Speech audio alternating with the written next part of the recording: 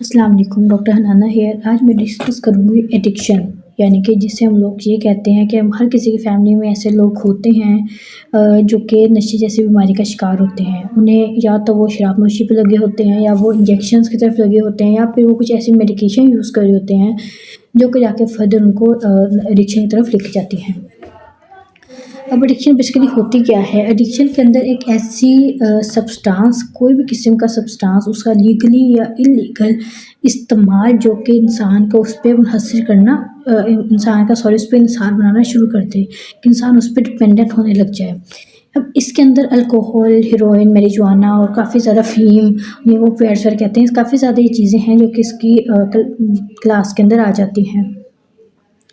इसके अलावा अमूमन एक्सपेरिमेंटल यूज़ देखा जाता है पेशेंट्स के अंदर कि या तो पेशेंट पेशेंट कह लो, नशे का मरीज़, या फिर एक ऐसा बच्चा जो कि अपनी ऐसी गैदरिंग के अंदर, ऐसे फ्रेंड्स के अंदर बैठा हुआ है जो कि इसको शौक में वो इस जैसी बीमारी का शिकार होना शुरू हो जाता है। इसके अलावा ये भी देखा जाता है कि अमूमन डॉक्टर्स मेडिसिन प्रिस्क्राइब करते हैं जिसमें ओपिएट्स वगैरह आ जाते हैं। तो ओपिएट्स के इस्तेमाल के बाद भी अमूमन मरीज़ को इसकी एडिक्शन होना शुरू हो जाती है। ओपिएट्स की सबसे ज़्यादा स्ट्रॉन्ग पोटेंट जो होती है एडिक्शन की कैपेसिटी होती है वो या फिर अफीम जो कि है ओपिएट, वो सबसे ज़्यादा पोटेंट इसका रोल अदा करता है पेशेंट इसके अंदर, एडिक्शन के अंदर। यानी कि जो पेशेंट या तो मेडिकेशन के फॉर्म में ओपिएट्स ले रहा होता है जो कि डॉक्टर्स प्रिस्क्राइब करते हैं, क्योंकि ओपिएट सबसे ज़्यादा स्ट्रॉन्ग पेन किलर है। तो पेन से रिलीफ के लिए अमूमन डॉक्टर्स ओपिएट को प्रिस्क्राइब कर देते हैं। तो ये इसके अंदर पेशेंट बहुत ज़्यादा डिपेंडेंट होने लग जाता है। जब वो छोड़ता है उससे इतनी शदीद क्रेविंग होती है कि पेशेंट को उससे रहा नहीं जाता, पेशेंट में सिम्पटम आना शुरू हो जाती हैं। अब जो ड्रग्स पे या डिपेंडेंसी है, बेसिकली एडिक्शन है, वो ड्रग टू ड्रग वेरी करती है। किसी चीज़ की पे एडिक्शन या किसी चीज़ की तरफ से एडिक्शन बहुत ज़्यादा स्ट्रॉन्ग होती है और बहुत ज़्यादा जल्दी हो जाती है। किसी चीज़ की तरफ एडिक्शन ज़रा टाइम लेती है और उतनी ज़्यादा स्ट्रॉन्ग नहीं होती। इसके अलावा जब पेशेंट इस एडिक्शन की तरफ या जिस चीज़ का एडिक्टेड होता है उसको क्विट करता है, तो उसके अंदर बहुत ज़्यादा स्ट्रॉन्ग क्रेविंग पैदा होती है। उसको एक तरोड़, जिसे हम आम ज़ुबान में कहते हैं, ऐसे तरोड़ होती है उस चीज़ की, जिसके बाद वो घर के अंदर लड़ाइयाँ करता है या फिर मार कुटाई की तरफ आता है। यानी कि इतना अग्रेशन उसके अंदर आ जाता है, इतना गुस्सा आ जाता है कि वो अपना गुस्सा अपने आप को नुकसान पहुँचा के, फैमिलीज़ को नुकसान पहुँचा के किसी भी और सूरत में वो निकालता है। अब फैमिलीज़ को कैसे पता चलेगा कि हमारे फैमिली मेंबर जो कि है वो इस बुरी लत के अंदर लग गया हुआ है, एडिक्शन की तरफ चला गया हुआ है? अमूमन ये देखा जाता है कि सबसे पहले तो वो उसका इंटरेस्ट ख़त्म हो जाएगा अपने अपने खुद से, अपनी क्लॉथिंग से, अपने हाइजीन से उसका इंटरेस्ट टोटली तौर पे ख़त्म हो जाएगा। वो अपने फ्रेंड सर्कल को या फिर अपने जो फ़ोन पे अगर वो बात कर रहा है किसी से, उस चीज़ को सीक्रेट रखना शुरू कर देगा, घरवालों से छुपाना शुरू कर देगा। इसके अलावा आप देखेंगे कि उसका वेट लॉस की तरफ हो जाएगा, आइज़ उसकी रेड होना शुरू हो जाएँगी। और ये बेसिकली वो चीज़ें हैं जिनकी बेस पे हम लोग पेशेंट को डायग्नोस कर सकते हैं। हम देख सकते हैं कि हाँ भी हमारे घर का एफर्ट नशे की तरफ जा रहा है, क्योंकि ये ऐसी सस्पिशियस थिंग्स होती हैं जो कि वो करता है, जो कि उसको फिर पेरेंट्स को कहीं न कहीं पे शक होना शुरू हो जाता है कि ये कुछ गलत कर रहा है, जिसके अमूमन वो एडिक्शन निकलती है या फिर ड्रग अब्यूज़र्स वगैरह वो निकलते हैं।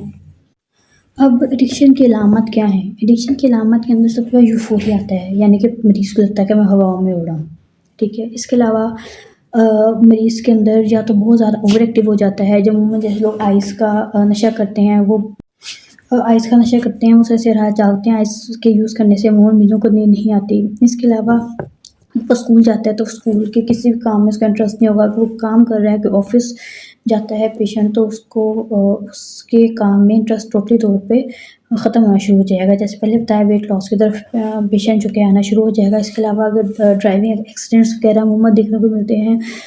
सोशल आइसोलेशन होती है कि वो जो बंदा है वो दूसरों से घुलना-मिलना पसंद नहीं करता, अपने अलग ही सेटअप करके अपने अलग ही वो बैठा रहता है।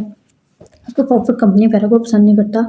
ऐसे चीज़ों पे या अखराजात पे वो पैसे उड़ाना शुरू कर देता है जिनको वो अफ़ोर्ड नहीं कर सकता। तो या फिर ये देखा जाता है कि कुछ लोग ऐसे होते हैं, अमूमन हमारे ब्राउन फैमिलीज़ के अंदर, पाकिस्तान के अंदर, कि लोग घर का सामान बेचना शुरू कर देते हैं। और जब उनको स्पेशली तौर पे विथड्रॉल सिम्पटम्स आती हैं, तो पेशेंट का बहुत ज़्यादा, इससे पहले बताया, एग्रेशन बहुत ज़्यादा देखने को उन मरीज़ों के अंदर मिलता है। मरीज़ जो कि अमूमन शकी होता है, पैरानॉइड थिंकिंग होती है, उसकी सोच ऐसी होती है, शक जैसे वो शक कर रहा होता है या फिर उनको ये डर होता है कि मुझे बाँध ना दें घर वाले, तो वो अपने आप को नुकसान पहुँचाता है। या फिर ग़ुनूदगी रहती है या फिर बहुत ज़्यादा वॉयलेंट बिहेवियर होता है। ये इसकी सारी अलामत हैं जो कि अमूमन नशे के मरीज़ों के अंदर देखने को मिलती हैं। ये ड्रग टू ड्रग वेरी करती हैं। अगर आपने मतलब अफ़ीम यूज़ की है, उसकी कुछ अलामत मुख्तलिफ आना शुरू हो जाएँगी। अगर आप अल्कोहलिक हैं, जो मरीज़ है सॉरी वो शराब वगैरह पीता है, उसकी अलामत मुख्तलिफ होंगी। अच्छा, अब इसका इलाज क्या है? इसका इलाज जो कि है हमारे यहाँ पाकिस्तान के अंदर मुख्तलिफ इलाकों में या मुख्तलिफ शहरों में रिहैबिलिटेशन सेंटर बनाए गए हैं। उसके अंदर प्रॉपर नशे के मरीज़ों का इलाज किया जाता है। वहाँ पे उसके अंदर साइकियाट्रिस्ट, मेडिकल ऑफ़िसर, आलिम दीन और दीगर डॉक्टर्स की मौजूदगी में इनको सेशंस दिए जाते हैं, इनका प्रॉपर इलाज किया जाता है। अच्छा, इनका फिर प्रॉपर इलाज किया जाता है, इनको दीनी तालीम दी जाती है। इसके अलावा उनको जो साइकियाट्रिस्ट होते हैं, उनको प्रॉपर ऐसी मेडिकेशन यूज़ करवाते हैं, जिससे उनकी जो क्रेविंग होती है, तड़ुल होती है, वो ख़त्म हो जाती है। उनको ऐसी एक्टिविटीज़ रेफ़र किया जाता है, एक्स्ट्रा करिकुलर एक्टिविटीज़ की तरफ, जो कि उनके अंदर पॉजिटिव इम्पैक्ट्स लेके आती हैं। इनकी काउंसलिंग होती है और फिर आहिस्ता इनका प्रॉपर जो 3 महीने से 6 महीने का कोर्स होता है, जिसके बाद मरीज़ आहिस्ता-आहिस्ता अपनी ज़िंदगी की तरफ आना शुरू हो जाता है।